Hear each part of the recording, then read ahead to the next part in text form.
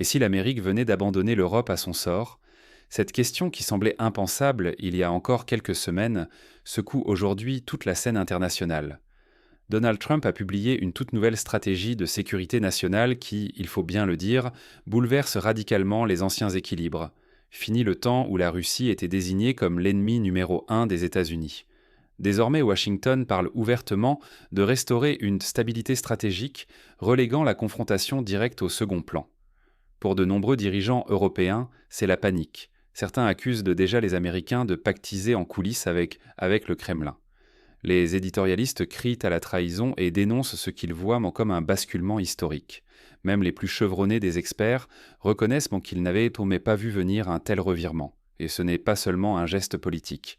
C'est un séisme qui change toutes les règles du jeu, redistribue les cartes de l'influence mondiale et laisse l'Europe désorientée, forcée de repenser toute sa stratégie.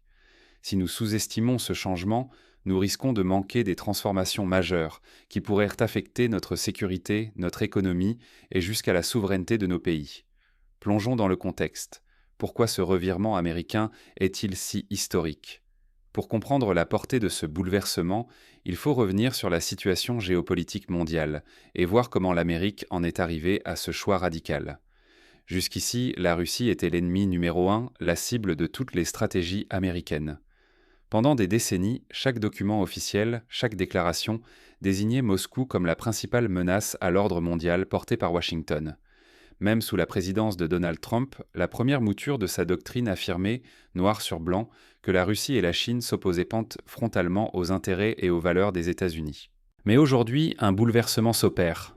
Le texte récemment publié ne parle plus d'antagonisme, mais évoque pour la première fois l'idée de partenariat.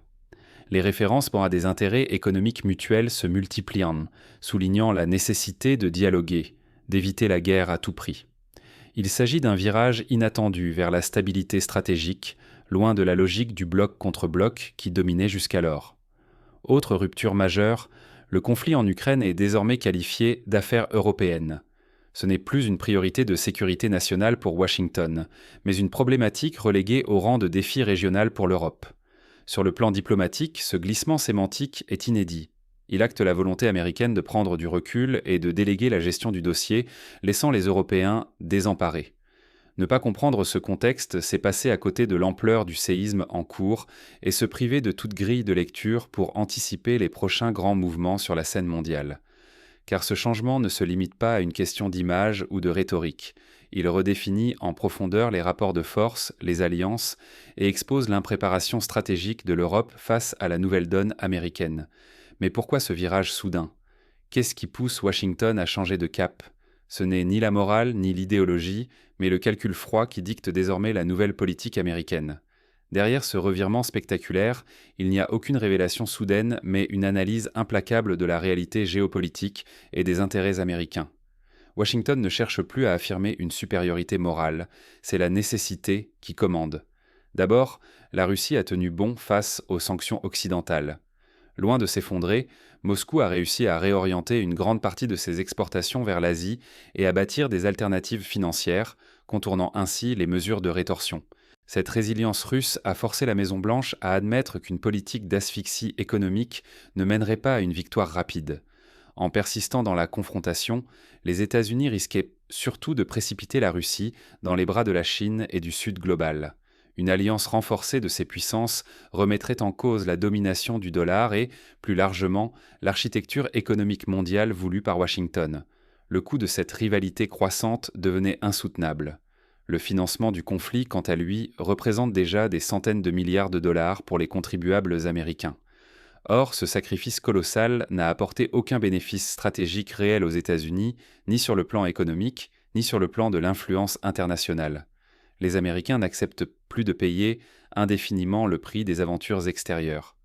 Pendant ce temps, l'Europe se montre incapable d'adopter une stratégie cohérente. Les divisions internes, le manque de vision et l'incapacité à défendre ses propres intérêts plongent Bruxelles dans la confusion. Dans ce jeu de puissance, l'Union européenne apparaît plus que jamais désunie et vulnérable. La société américaine, elle, aspire à la fin des interventions coûteuses et sans issue.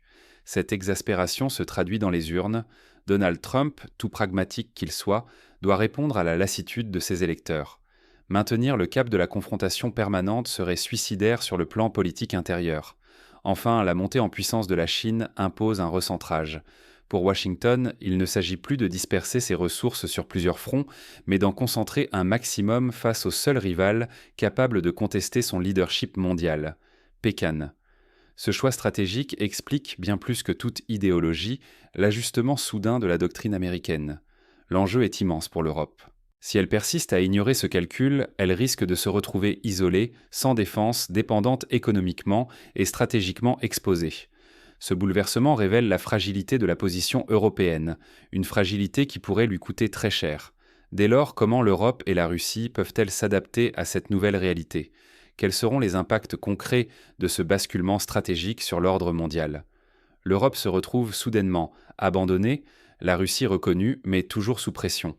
Un nouvel ordre émerge, mais à quel prix pour chacun des acteurs ? La panique saisit les élites européennes qui avaient bâti toute leur politique depuis des décennies sur la garantie de protection américaine. Désormais, sans le parapluie de Washington, ce sont les fondations mêmes de leur sécurité qui vacillent. Les armées européennes, affaiblies à force de dépendre de l'OTAN, ne sont pas prêtes à affronter seules une nouvelle ère d'incertitude. Dans le même temps, leurs économies restent fragiles, exposées aux variations imprévisibles de l'énergie et des marchés russes, alors que toute tentative de se découpler s'est révélée coûteuse ou inefficace. Pourtant, changer brusquement de cap vis-à-vis de Moscou serait vécu, dans de nombreux pays, comme une trahison des valeurs affichées depuis des années. Solidarité transatlantique, défense de la souveraineté ukrainienne, primauté des droits humains. Cette contradiction nourrit la paralysie politique et la méfiance des opinions publiques. La crainte d'un effondrement économique majeur se profile, alimentée par l'incapacité des gouvernements à se réinventer. L'Europe risque, faute d'initiative, de perdre l'influence et le contrôle sur son propre destin, une perte qui pourrait s'avérer durable, voire irréversible. Du côté russe, la reconnaissance diplomatique obtenue n'offre en réalité aucune garantie. Moscou reste sur la défensive, consciente que Washington n'agit que par intérêt et pourrait changer d'attitude à tout moment. L'ombre de nouvelles sanctions, de pression économique ou de campagne médiatique n'est jamais loin. Face à ce bouleversement, certains dirigeants européens pourraient être tentés de surenchérir, relancer la course aux armements, nouer des alliances alternatives ou même adopter une posture plus agressive face à la Russie. Mais une telle spirale, loin d'apporter la stabilité, pourrait rendre la situation explosive. Dans ce contexte, un manque d'initiative ou d'adaptation risque de condamner l'Europe à la marginalisation, la privant des leviers nécessaires pour défendre ses propres intérêts dans un monde où les règles du jeu ont été réécrites. Mais alors, quelles options concrètes restent sur la table ? Comment, dans ce chaos apparent, les acteurs peuvent-ils reprendre la main et transformer la crise en opportunité ? Face à la crise, ceux qui sauront anticiper et manœuvrer pourraient transformer la menace en avantage. Alors que l'Europe vacille, l'heure n'est plus à la lamentation mais à l'action réfléchie. Première urgence, l'Europe doit doter sa politique d'une stratégie autonome. Attendre des directives venues de Washington n'est plus une option. Cela implique de réduire sans attendre sa dépendance énergétique, technologique et militaire vis-à-vis de ses alliés traditionnels. Investir massivement dans ses propres capacités de défense n'est plus un luxe, mais une nécessité pour préserver la souveraineté européenne. Pour la Russie, la période offre l'opportunité de repenser ses relations avec le continent. Le désarroi des institutions européennes favorise le dialogue bilatéral avec des États prêts à explorer de nouveaux équilibres. Moscou peut ainsi élargir son réseau d'alliances et consolider sa position en misant sur la diplomatie pragmatique plutôt que sur la confrontation frontale. Dans ce contexte instable, la souplesse diplomatique devient l'arme la plus précieuse. Ne pas céder aux provocations, éviter la surenchère verbale, refuser de tomber dans le piège des postures idéologiques. C'est la seule façon de préserver la paix. S'engager dans l'escalade ne ferait qu'accroître l'instabilité et fragiliser davantage les positions de chaque camp. Mais la responsabilité ne pèse pas uniquement sur les élites et les États. Pour chaque citoyen européen, être spectateur ne suffit plus. Il est indispensable de s'informer avec rigueur, de questionner les discours officiels et de rejeter la propagande qui alimente la peur et les divisions. Exiger des dirigeants des plans précis et transparents face à l'incertitude géopolitique est un devoir démocratique, car l'histoire s'accélère. Ceux qui restent passifs face à ces bouleversements risquent de subir demain des choix imposés par d'autres, au prix de leur indépendance, de leur prospérité, voire de la paix sur le continent. Préserver la souveraineté et l'autonomie collective passe par une prise de conscience immédiate. Voici comment vous pouvez tirer profit de ces bouleversements, dès maintenant. Mais saisir sa chance dans ce nouveau paysage géopolitique exige plus que de simples bonnes intentions. Voyons concrètement quelles actions sont à la portée de chacun pour rester maître de son destin. Le monde change sous nos yeux, allez-vous subir ou agir ? Depuis toujours, l'histoire ne se contente pas d'avancer. Elle se fait, parfois brutalement, sous l'impulsion de décisions que peu voient d'en venir.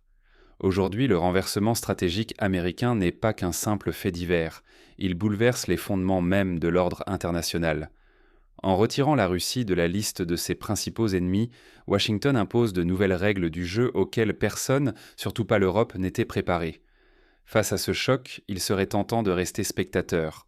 Pourtant, l'enjeu est immense. Rester passif, c'est laisser d'autres écrire l'avenir à votre place. C'est accepter que la sécurité de votre continent, votre économie et même la souveraineté de vos pays soient là à modeler sans votre consentement. L'impréparation stratégique de l'Europe, révélée par ce nouveau cap américain, montre que personne n'est à l'abri d'un bouleversement soudain. À vous qui nous écoutez, il ne suffit plus d'aligner des opinions ou de consommer passivement l'actualité. Il faut l'analyser, la partager, en débattre et comprendre que chaque repositionnement sur l'échiquier mondial a des conséquences directes sur nos vies. L'histoire ne récompense jamais la passivité. Au contraire, elle punit l'indifférence par la perte d'influence, de ressources ou de stabilité. Alors que choisirez-vous ? Subir les décisions prises à Washington ou à Moscou ? Ou prendre le temps d'observer les signes, de vous informer et de vous exprimer ? Votre vigilance, votre esprit critique et votre engagement sont les seuls remparts contre l'effacement et la dépendance. L'Europe a été surprise parce qu'elle n'a pas su anticiper ni remettre en question ses certitudes. Ne commettez pas la même erreur. Le monde évolue, parfois sans préavis. Mais rester lucide, c'est déjà décider de ne pas subir. Partagez vos analyses, débattez, refusez d'être de simples figurants dans le récit de votre avenir. Ce choix vous appartient, aujourd'hui plus que jamais.